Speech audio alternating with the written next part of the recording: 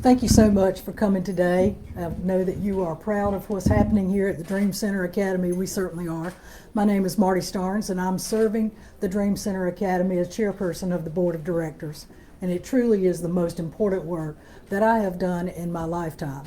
And I have worked for the Gaston County School System here in Gastonia for 50 years. This coming year will be my 51st year in working in education. This literally is what you saw today, school after school. And I prepared all these remarks for the press secretary, but I don't think that they're important. I think part of knowing what a program is to be able to see what a program is. And you've seen our students as they genuinely are. They're here because they want to be. And we are so proud to have been a part of their educational journey in helping them from the time they are identified at the end of the 5th grade to high school graduation. Last year, we had 88% of our students on the honor roll, 84% with perfect discipline, and 100% graduating college and career ready. The same statistics hold true for this past graduating class. It's a tremendous honor to have the AG here with us today. I look about him like we all do when we're charged with the responsibility of introducing a special guest. And Wikipedia said a lot of nice things. And I could put a lot of stuff about myself on Wikipedia if I wanted to. There's no authority behind Wikipedia. But people don't care what you know until they know that you care. And we certainly have an officer and a gentleman serving the state of North Carolina as an attorney general, because I've seen it myself, I've observed it myself, and I know it to be real. Welcome, sir. It's so kind. It's honest. And he's one of Gastonia's own, too. That's right. Thank you all for taking time to be here. First of all, it's a pleasure to be back in Gaston. I started my professional career at the district attorney's office here under the district attorney Locke Bell, who is coincidentally on the board for this organization, which I think speaks very highly to the role that this organization plays in the county. Marty talked about some things this organization does. I had read about this organization. Coming to see it is completely different. I challenge anyone to take the tour that I just took and walk away thinking anything other than, this is a pillar of the community. If this place did not exist, we would need to invent it. The work that they are doing here is fantastic. And when you talk to the kids, they say, I get tutoring here, it's very helpful. One of them said, there's a chemistry tutor here. It's changed his ideas about whether or not to take chemistry, changed potentially his career path. Other people have talked about prep for the SAT, how it's completely opened up a world of possibilities for them as far as what they can do after high school. But one student said it best. He said, this place has become like a second family to me. And that's not something 7th graders are inclined to say, unless they really mean it. So what this place is doing is not just preparing students academically, it's giving them a place where they feel like they belong. And we've got some people here, some young people here, who might not have that otherwise. So for Gaston County to have made this investment in partnership with the federal government is an enormous thing. It's an enormous asset for the county, but also just these students. It was wonderful to be able to spend some time going into all these different classrooms. A lot of the teachers who are here have been here since the beginning, which is a testament to their belief and their faith in this organization and how effective it is. I was just out there with one of them teaching a bunch of young kids how to change a tire. That's not something they're going to teach you in school, but it's something you need to know. They are teaching self-defense classes, which is not only useful, but interesting for young people. They're teaching young men how to be better men. They're teaching art classes. This is what you get to see when you just stop by. This is a wonderful experience. I'm going to be followed by the chair of our State Board of Education, Eric Davis. Eric.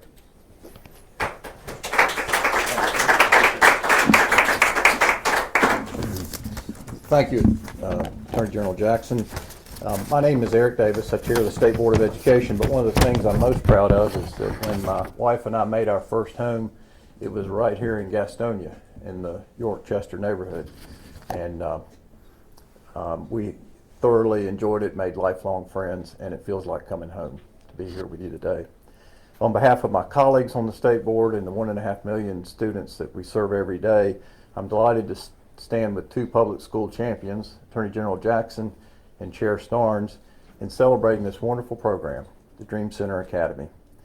Last March, the state board had the pleasure of celebrating the Dream Center Academy and the privilege of hearing from some of the student alumni, including Jarrell Breeden, Ja Phillips, Yashel Riviera Luna, and Mauro Mayo Castro, all of whom started attending the Dream Center Academy in middle school and today are continuing their education at places like UNC Chapel Hill and NC State University. These students inspired us all by sharing the challenges they faced and how the Dream Center enabled them to overcome those challenges. And I'd like in particular to thank the Executive Director, Ms. Jemison, who devoted her professional career to Gaston County students and then made her own dream come true with helping to start this academy. Because this center and this program is just one of the many critical and impactful after-school programs that enable our students to get the education they so richly deserve. And when the Department of Education froze those funds on June 30th, it threatened the opportunity for students like the ones here at the Dream Center. And while I'm encouraged that the department has released 21st Century grant funds, there are still countless more students like the ones here at the Dream Center whose dreams remain frozen because of the $130 million that have not been released. Because what you see here at the Dream Center is but one example of the benefits of public education in North Carolina. We welcome every student just as they are, and we work every day to provide them the education to become contributing members of our society. In fact, every classroom and every school across our state, urban and rural, large or small, across every economic and demographic group, benefits from these funds. We all benefit from these funds.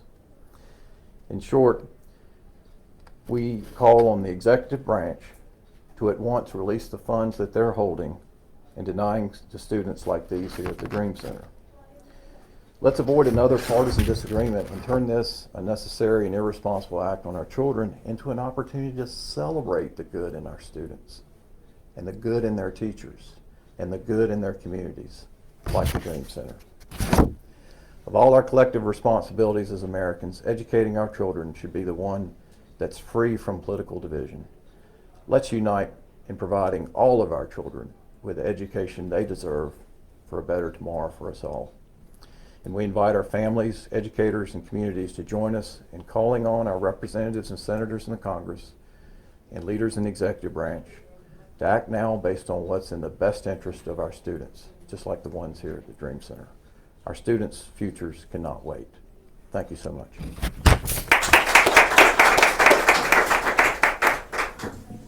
As Chair Davis indicated, we are in a stronger position with respect to being able to maintain funding for the Dream Center and out-of-school programs across the state than we were this time last week. The federal government has chosen to release tens of millions of dollars that was for after-school programs like the Dream Center that will impact over 10,000 students just in North Carolina. That leaves approximately $135 million. We are still going to go to court, and I think we're going to win. Anybody have any questions? Now would be a perfect time. Attorney General, where does that lawsuit stand? What's the timeline of when you'll be before a judge to make progress on that? We've asked the court to treat this as an emergency. We believe that we have a chance of having a hearing within a matter of weeks, not months. And at that hearing, we're going to ask for an emergency response from the court. It's called seeking a preliminary injunction.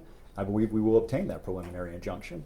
It's critical that we get a response from the court on this before the school year starts.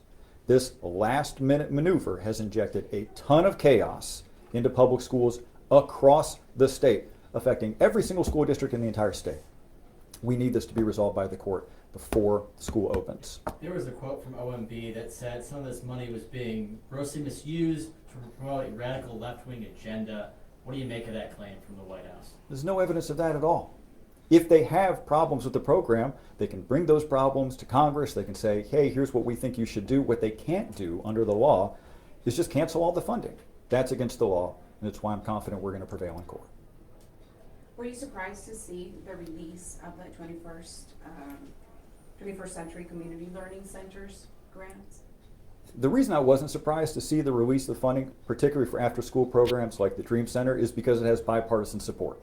You had 10 Republican senators ask for the reconsideration by the Department of Education to do this, and I think once the scale of the impact sunk in, over 10,000 students in North Carolina, I think the Department of Education realized they had probably overstepped and needed to take a step back. We're grateful that they did. Attorney General Jackson, I spoke with a senator in a similar position in Charlotte who said, the timing of this decision coming out the day before they were due felt almost intentional so that we wouldn't be prepared. What do you make of that kind of interpretation? I don't know what the Department of Education's rationale was, but for some reason they said, we're going to wait until the night before, not even the day before. They sent no warning, no heads up at all. They waited until the last possible moment, at which point they sent North Carolina a 3-sentence email providing no detail, just saying $165 million will be frozen as of right now. Since then, unwilling to respond to our questions about why and what we can do. Why is this issue important to you?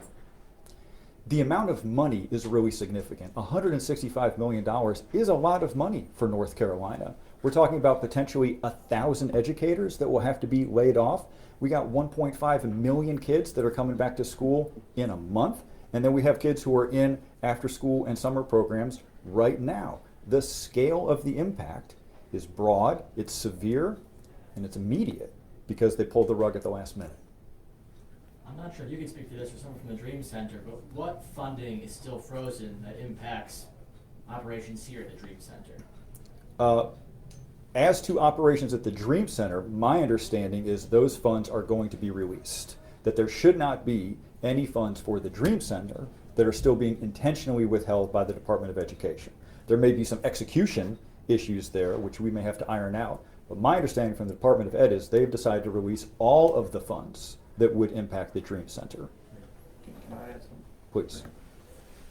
But of the 135 or so million that has not been released, that affects schools like Forest View High School, Hunter Huss High School, Ashbrook High School, and every school that feeds those Gaston County schools. Bessemer City, East Gaston, they'll all be affected. That's why this is important to me and the Attorney General. It's about our children, their future, their education, right here in Gaston County. What? Anything else? And what plans are in place if this money is not released? Secretary Mo Green said that there is a little bit of money that can be used as a stopgap. That's in the ballpark of 2 or 3 months. So if this litigation drags on, if we don't get the response from the court as quickly as we want, there is some wiggle room, but not much. School districts all across the state are having to act as if this money is not going to be there. They can't budget hoping that this money arrives, which is why a lot of them have implemented hiring freezes. Wake County School District, the largest in the state, has a hiring freeze in place right now because of this. This is when they're supposed to be ramping up, going into the school year. They can't do that. Anyone else? What do you think the motivation is behind this move from the federal government? I don't know, but it does fit a pattern as far as individual agencies basically overstepping and doing things that really are authorized for Congress to do. We saw it recently with respect to FEMA trying to cancel $200 million in water and sewer funding. And the basic legal argument is the same there as it is here. This was not the Department of Education's money. This is Congress's money. They'd already authorized it to places like the Dream Center and all of these after-school programs. That's why, from a legal standpoint, I can be pretty confident we're going to win. This was not the Department of Education's money to cancel. Anything else? Well, I'll just end by echoing a remark from Marty about how this is about our kids, and if you spend a little time in this place, you will be inspired. This is a wonderful thing that exists, but it exists all across the state.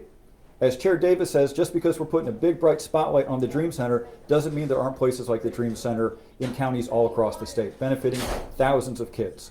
I would just ask folks to keep that in mind when they're getting a sense of what the overall impact of this is going to be.